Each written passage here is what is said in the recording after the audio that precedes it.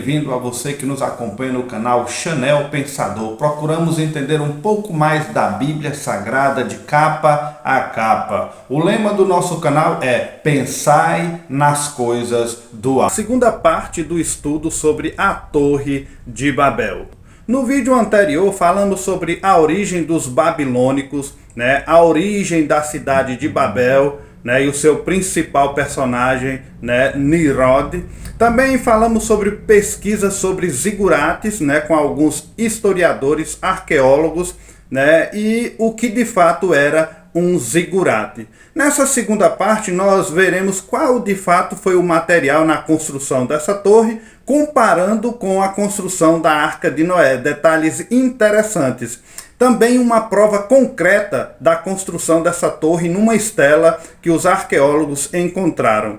Então falaremos também bem explicadinho o que Deus quis dizer no capítulo 11 de Gênesis. Muita coisa interessante vem nessa segunda parte, então continue ligado, deixa aí o seu joinha, se inscreva no canal. Vamos passear na região da Suméria. Continue ligados porque esse é o nosso assunto de agora. Antes eu quero te lembrar, se você não se inscreveu ainda em nosso canal, faça a sua inscrição, acompanhe-nos. Todas as sextas-feiras nós lançamos um tema novo aqui no canal, e aprendemos um pouco mais das páginas sagradas. Aqui é o canal Chanel Pensador, pensando nas coisas do alto. Queridos, essa torre sempre foi tema de muita especulação, curiosidade por parte das pessoas, a Torre de Babel. Mas existem historiadores que especulam que essa torre teria sido um zigurate conhecido por Etemenanque, e que era uma espécie de templo extremamente popular na Mesopotâmia, que foi construído esse templo dedicado a Marduk, da cidade da Babilônia. Na Mesopotâmia, Marduk era conhecido como Deus responsável pela criação e considerado o patrono da Babilônia. Os historiadores acreditam que Etemenanque pode ter sido construído no 2º milênio antes de Cristo, e era muito comum que os zigurates possuíssem um templo em homenagem a algum deus.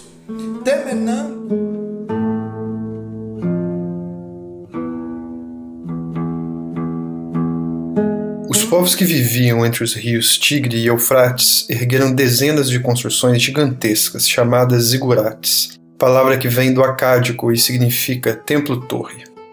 Segundo Gênesis, depois do dilúvio, os homens que falavam uma só língua resolveram construir uma torre que chegasse ao céu. Deus castigou essa arrogância, fazendo com que passassem a falar línguas diversas, para que não pudessem mais se compreender.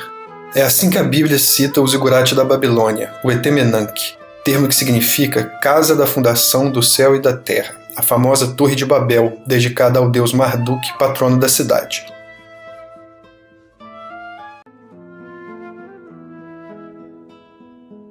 Com aproximadamente 60 metros de altura e uma base quadrada de 91 metros de largura, a Torre de Babel era o zigurate mais famoso da Mesopotâmia.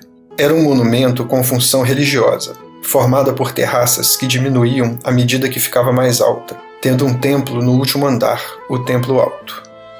A torre era em formato retangular. As imagens da torre circular que vemos hoje foram erroneamente inspiradas no Coliseu de Roma, por artistas que as pintaram na Idade Média. A torre teve seu fim nas mãos de Xerxes, rei da Pérsia, que a destruiu durante um ataque à Babilônia para sufocar uma revolta. Ele destruiu parte da torre, roubou a estátua do deus Marduk e matou os sacerdotes que protegiam o Templo Alto. E o que restou da torre foi finalmente destruído por Alexandre o Grande numa tentativa frustrada de reconstruí-la. Se você gostou desse vídeo, inscreva-se no nosso canal. Etemenanque, era um zigurate e eles foram criados pelos sumérios, mas se popularizaram entre os povos de toda a Mesopotâmia. A conexão dessas construções com a religião fez com que os historiadores, conforme diz Pul-Knauzek, ele afirmou que os zigurates buscavam permitir que a escala humana e divina se tocasse momentaneamente. Paul Krinalzek também apresenta outros motivos que são especulados pelos historiadores como possíveis causas que explicam essas construções. Desde que os zigurates da Mesopotâmia foram desencavados, alguns, os estudiosos debatem a sua finalidade exata. Muitas ruínas arqueológicas foram encontradas dessas grandes torres aí. Talvez para representar a montanha sagrada da suposta pátria original dos sumérios, talvez elevar o santuário do Deus acima das inundações que afligiam regularmente o sul da Mesopotâmia, ou possivelmente manter as pessoas comuns o mais longe possível de santuário supremo. Não sabemos o fim desses zigurates, por que eles foram construídos, mas os pesquisadores deduzem essas questões aí. O professor John Walton afirma que os zigurates poderia ser também um templo que servia como morada para alguma divindade da época. Ele também afirma que o zigurate poderia cumprir um papel na cosmologia mesopotâmica de ser um local de conexão entre o céu e a terra. Aí John Walton conclui, porém, que essas teorias precisam de comprovações, porque não tem muito indício para comprovar e defender essa tese. A narrativa bíblica afirma que essa torre recebeu o nome de Babel, que uma palavra que nós já falamos do significado, que no soar é mais próximo para confusão, na língua hebraica. Entretanto, a origem desse termo não é bem taxada, é um pouco desconhecida para os historiadores. Por isso que a gente se atém aí no hebraico para pegar essa raiz e ficar nela. Mas, queridos, como foi construída essa imensa torre se na região de Babel não existia pedras? Como poderia utilizar pedras como tijolos e cal para ser usado como argamassa, como era feita naquela época nas construções costumeiramente? Muitas construções naquelas regiões foram construídas com tijolos de argilas, secos ao sol, preparados em grandes fornos. Eram imensos fornos que secavam esses tijolos. Mas se você quiser saber como eram esses fornos imensos naquela época e para que serviam, que não era só para tijolos, temos aqui no canal 4 vídeos, uma série que é intitulada como Teofania, o Quarto Homem. Assistam e você vai entender muita coisa nesse sentido aí dos fornos. Pois bem, o alicerce das edificações eram feitos de argila pisada e a argamassa para eles era o betume, o alcatrão ou pinche, que eles utilizavam ali como argamassa. Então, massa de argila pisada misturada com capim ali para dar liga, e a argamassa era o betume. Mas se falando nessa palavra betume, eu quero abrir aqui uma outra notinha de rodapé. Precisamos sempre entender que a palavra original para betume ou pinche no hebraico, pois a Bíblia usa duas raízes hebraicas para falar de betume ou pinche, que é o mesmo asfalto, mineral negro, castanho que nós conhecemos hoje. A primeira raiz hebraica, bíblica, usada para betume é zafet. Zefete é usada para descrever o pinche no seu estado mais duro, mais sólido. Há uma segunda raiz hebraica para betume que é shemar, Shemar para descrever o betume na forma líquida. Então, queridos, nesse caso aqui para nós hoje seria o alcatrão, o betume líquido, que eles usavam. Segundo a raiz hebraica, Zafet para o betume sólido, Shema para o betume líquido. Agora preste atenção, Essas duas raízes hebraicas não são aplicadas em Gênesis capítulo 6, versículo 14, quando Deus deu a ordem para Noé betumar a arca por dentro e por fora. A palavra que se encontra ali, na raiz original, para aquele tipo de betume, ali é kofer, né? E não tem nada a ver com betume ou pinche aqui do texto, né? Esse pinche que eles usavam na torre não tem nada a ver com betume lá de Noé, certo? A palavra muda. Então, queridos, para você entender a raiz dessa palavra, consulte aqui em nosso canal uma série de 4 vídeos chamado A Arca de Noé e Suas Evidências, ok? Vale a pena você ouvir essa série, porque aí você vai entender qual foi então o material que impermeabilizou a Arca de Noé, já que não foi esse betume da Torre de Babel. Bem, entre no canal e consulte esses vídeos que você vai entender melhor, ok? Aqui eu fecho então nossa notinha de rodapé. Queridos, as conhecidas torres templos mesopotâmicas chamadas zigurat ou zigurato são utilizadas como referências para entendermos qual era de fato o formato da Torre de Babel. Essas torres eram normalmente retangulares, construída em níveis acessíveis por escadarias ou rampas. Elas tinham um pátio que dava acesso a um segundo pavimento. Outras escadarias, geralmente externas, levavam ao topo dessa torre. Geralmente essas torres possuíam 3 níveis, mas há indícios de zigurates que possuíam até 7 níveis. E o que os historiadores chegam à conclusão é que essa Torre de Babel alcançou um dos últimos níveis, ou estava para alcançar. No topo da torre havia um santuário onde ficava uma imagem da divindade, cuja edificação do zigurate que entrava a questão da honra ali, porque ele foi feito para aquela divindade. Esses são parâmetros, né? Porém não se sabe ao certo mesmo, taxativo, né? Quantos níveis tinha a Torre de Babel. Mesmo sendo encontrado, por exemplo, estelas, né? Como essa que você vê aí na tela, relatando o acontecido, né? Da Torre de Babel.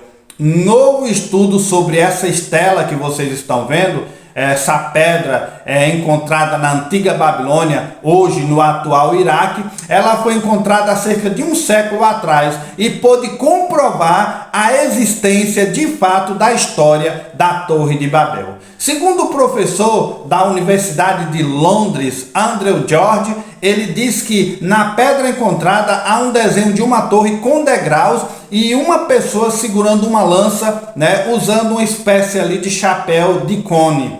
Abaixo há um texto que diz zigurate, que quer dizer monumento em forma piramidal ou templo da Babilônia, né? Ele afirmou isso em uma entrevista. A pedra é datada do século 6 a.C. Para o especialista ali, com certeza ela mostra a primeira imagem da Torre de Babel, evidenciando as 7 camadas da estrutura, além de identificar um homem por trás da sua construção, onde todo o crédito iria para ele, que seria então esse personagem, o Nabucodonosor II. O objeto também revela detalhes da construção, da estrutura da torre e, o mais importante, como Nabucodonosor construiu. A história está toda ali escrita nessa estela. Como aqui está na Bíblia, né, com os parâmetros da Bíblia, a história está toda escrita ali. É o que argumenta e suspeita o pesquisador, né, dessa pedra. Agora, de acordo com Gênesis, primeiro livro da Bíblia, a Torre de Babel foi construída, né, pelos descendentes de Noé após o dilúvio. Segundo a história, o monumento teria sido criado para que os homens pudessem se comunicar com Deus, ou que a torre chegasse perto, né, do contato com Deus. Mas, com certeza Deus não permitiu e destruiu aquele projeto, porque ele não gostou da soberba e da arrogância daquelas pessoas em querer se chegar perto de Deus ou alcançar Deus nesse sentido aí. Acredita-se que a construção existiu e ela estava situada na capital da Babilônia, mas Deus não permitiu o seu término. Foi construída de forma de zigurate, de forma piramidal, terraplanagem, como naquele tempo eles construíam aquelas grandes torres. O líder Nabucodonosor II é considerado por muitos o maior imperador da Babilônia. Ele governou entre os anos 604 a.C. e 562 a.C. e foi o responsável pela construção de canais, aquedutos, reservatórios. Ele construiu muita coisa ali em todo o território deste império. O governante teve muito sucesso em seus embates, conquistando o território em que hoje fica Jerusalém. Ele derrotou mais de uma vez os egípcios, ele derrotou os fenícios. Pois bem, não é possível saber se a Torre de Babel havia uma função de santuário ou não, porque o santuário ficava no topo da torre e a torre não chegou a ser concluída. Até porque essa edificação, não, conforme os registros bíblicos, não chegou a ser concluída. Então, a parte da conclusão dela não sabemos ao certo. Aí depois houve a dispersação, os habitantes foram dispersos, conforme registra Gênesis capítulo 11, versículo 8. Mas então, onde ficava essa torre de fato? Existe hoje as ruínas dela? Queridos, não se sabe exatamente o local em que essa torre foi construída. Apenas a região, que para nós é conhecida pela geografia bíblica. Aí, devido a isso, existem muitas sugestões de onde essa torre foi construída naquela região ali. E algumas das sugestões é que alguns intérpretes concordam com a tradição transmitida por judeus e árabes de que a torre era o templo de Nabu, ou Bir-Nirud, que ficava ali cerca de 16 quilômetros ao sul da Babilônia. Essa torre de Nabu, tinha 7 níveis também. A principal defesa da sugestão dos estudiosos é que essa torre Bir-Nirud é possivelmente uma variação da palavra Birj-Nirod, que significa a torre de Nirod. Por isso que eles acham que era naquela região ali e o templo de Nabu fosse de fato a Torre de Babel. É uma sugestão. Uma segunda sugestão é que essa construção era como uma pirâmide cheia de degraus, como o modelo das pirâmides dos astecas e dos incas.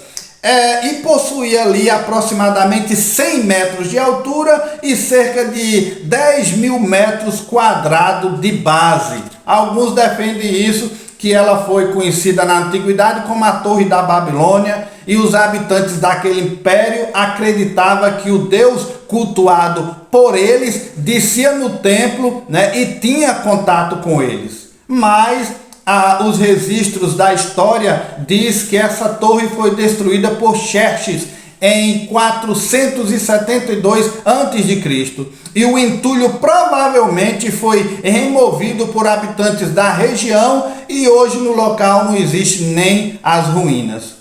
Alguns defendem também, uma outra especulação, que a torre ficava em Dukurigauzu, que fica ao oeste de Bagdá, no Iraque. Porém, essa possibilidade não é muito considerada, principalmente pelo fato de a cidade ter sido edificada apenas 1400 anos antes de Cristo.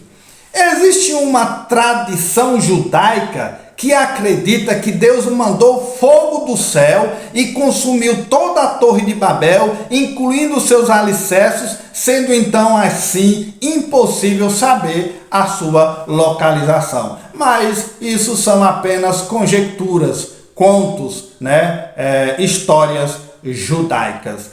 Também existe uma outra tradição que afirma que a Torre de Babel foi derrubada pela força do vento e que não sobrou nada dela, mas são especulações. Bem, o que sabemos é que os arqueólogos não encontram nada que diz respeito ruínas da Torre de Babel. Mesmo não sabendo hoje a sua localização, ou os restos dela, o que sabemos é que por causa dela aconteceu a maior confusão de línguas de todo o mundo. Tanto na cidade de Babel quanto a sua torre, elas representam de forma concreta a ambição do homem desde os tempos remotos. A Torre de Babel tornou-se então uma figura clara de insistência humana em desobedecer às ordens do Criador. Se formos trazer para hoje, existem muitas torres de Babel sendo erigidas em nosso mundão hoje. A mensagem bíblica mais importante sobre a Torre de Babel diz respeito ao juízo de Deus que veio sobre aquele povo, trazendo confusão de línguas e dando início a uma grande dispersão geográfica da humanidade. E o surgimento das diversas culturas, variações idiomáticas que surgiram dali. Para ver a cidade, a torre que os homens estavam edificando, aí Deus intervém na história. Em Gênesis capítulo 11, versículo 6, Deus deixa claro que aquilo era apenas o começo da ambição do homem, porque o homem não respeita os limites, e os planos, os projetos propostos por Deus. E Deus estava vendo aquilo. Então, a Torre de Babel traz para nós grandes lições de que não devemos afrontar o Criador e nem desobedecer às suas ordens. Essa é a mensagem central da Torre de Babel. Não afrontar Deus, porque com Deus não se brinca. Deus então trouxe juízo sobre aquele povo e espalhou aquele povo por toda a terra. Pesquisadores e estudiosos geram muita discussão se a confusão de línguas foi global ou foi local. Alguns eruditos defendem que tal evento ocorreu dentro da história semita, apenas na Mesopotâmia. Sendo assim, eles entendem que o capítulo 11 pertence a uma seção de livros de Gênesis dedicada à história semita. Mas, queridos, nós não cremos assim. Logo, a confusão das línguas teria sido originou também diferentes dialetos, e isso aconteceu somente ali na Mesopotâmia. Mas nós, repito, não cremos assim. Essa interpretação ela é bastante contestada no meio acadêmico. A interpretação mais aceita sobre o capítulo 11 de Gênesis é a de que a confusão de línguas teve um impacto global. Isso significa que a humanidade estava concentrada ali em Babel. Então, antes disso, eles falavam o mesmo idioma.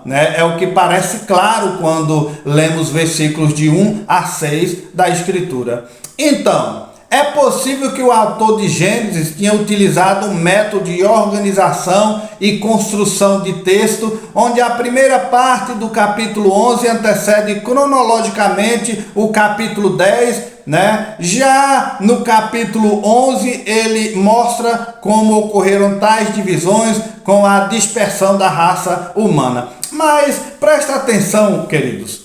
Caso você passe desapercebido do entendimento desse texto, o qual estamos explicando, talvez possa até questionar de como é possível a Bíblia no capítulo 10, versículo 5, diz que existiam várias línguas na terra. Porém, quando chegamos no capítulo 11, versículo 1, ela diz que só existe uma língua. Pois bem, queridos, para explicar isso, vamos à Escritura, porque a Bíblia responde à Bíblia.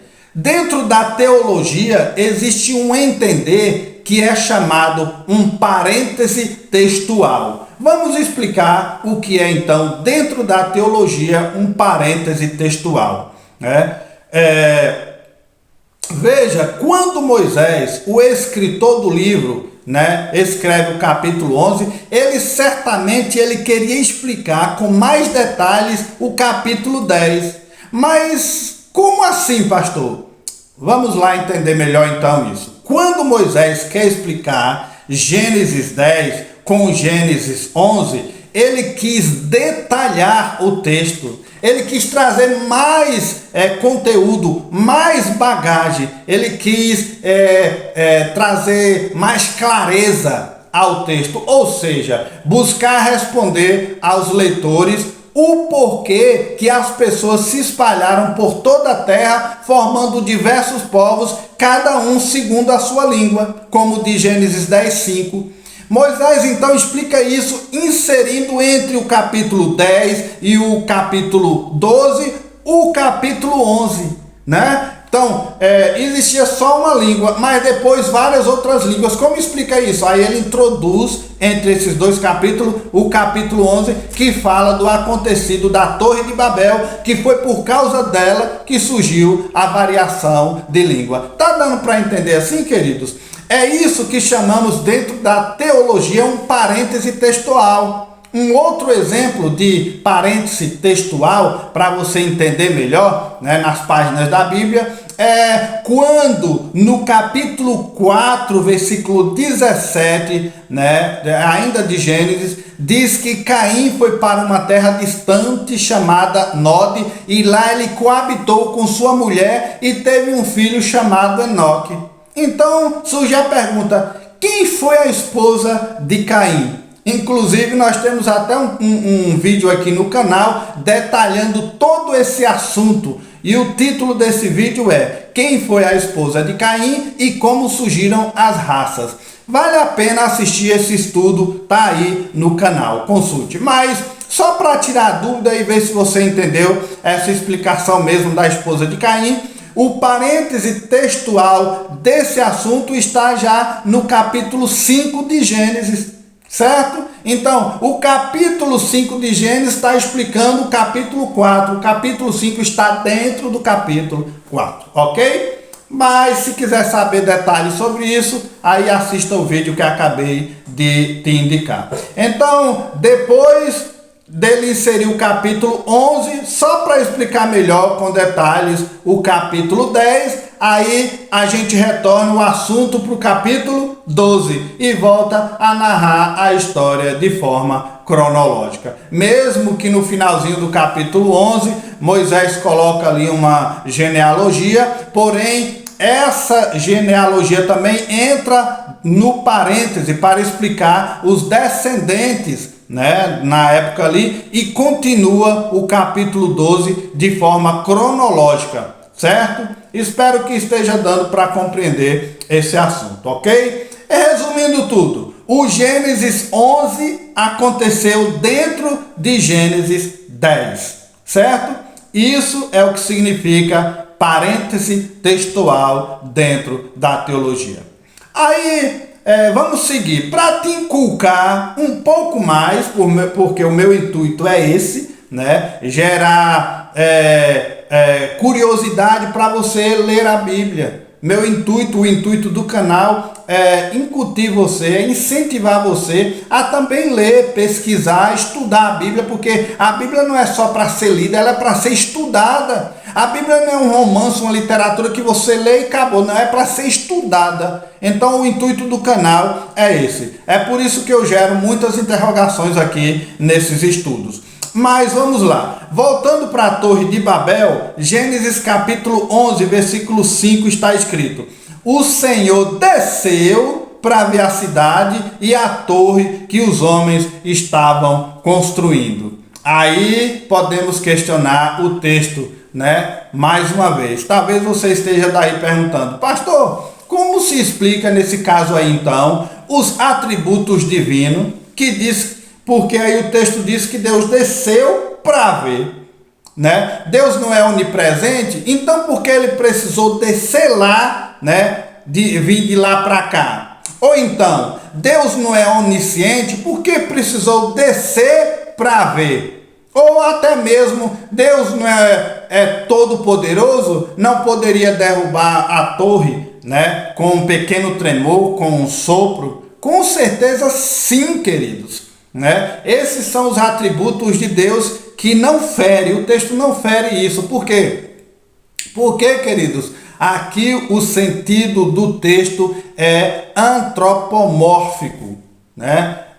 O que o texto quer dizer é que Deus zombou de todos eles. Quando a gente lê, Deus precisou descer para ver, aqui soa ironismo, né? Que no sentido figurado, Deus zombou deles, né? Pois aquela torre era tão insignificante, era tão pequena comparada com a grandeza do Altíssimo, que ele diz, eu preciso descer e ver, né? Tão insignificante que é essa afronta com a minha pessoa. Está entendendo o que o texto está dizendo? Então, esse foi o desprezo de Deus para aquele tipo de afronta. Dá para compreender isso? A insignificância da soberba, do orgulho de um ser tão insignificante diante, né, do Criador, do Todo-Poderoso. Aí ele zomba de forma irônica, né, daquele povo ali. Agora, quando Deus diz no capítulo 11, versículo 7, desçamos e confundamos, aí já está se referindo à Trindade Santa. E quanto a esse assunto, nós não vamos entrar aqui em detalhes. Mas se você quiser saber mais sobre a Trindade Santa, nós temos 2 vídeos aqui no canal. Que o título é A Presença da Trindade no Antigo Testamento. Nele falamos tudo sobre esse assunto, sobre a Trindade de Deus, sobre as 3 pessoas, nós falamos tudo, então consulte lá, ok? Podemos ainda questionar, dentro do assunto que estamos falando, qual seria então esse único idioma que a Bíblia registra que eles falavam antes da confusão de línguas? Essa é uma outra pergunta que acumula muitas especulações. Na verdade, não se sabe qual era o idioma inicial antes da confusão de línguas ali na Torre de Babel. Alguns estudiosos sugerem que esse idioma fosse o hebraico.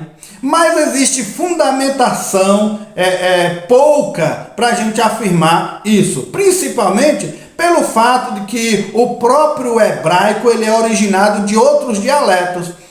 Outros teólogos, então, em acordo, se falava ali de que aquela língua, né, seria a língua adâmica antes da Torre de Babel. Isso de acordo com o que o judaísmo tem registrado na Midrash, né? Que seria a língua falada por Adão e Eva no Jardim do Éden, seria então essa língua aí. Midrash, que eu citei aí, é uma coletânea das histórias bíblicas que seus textos escondem entre linhas, né, algumas desses questionamentos, mas que, segundo eles, podem ser encontrados por aqueles que sabem escutar a sabedoria milenar herdada pelos nossos antepassados.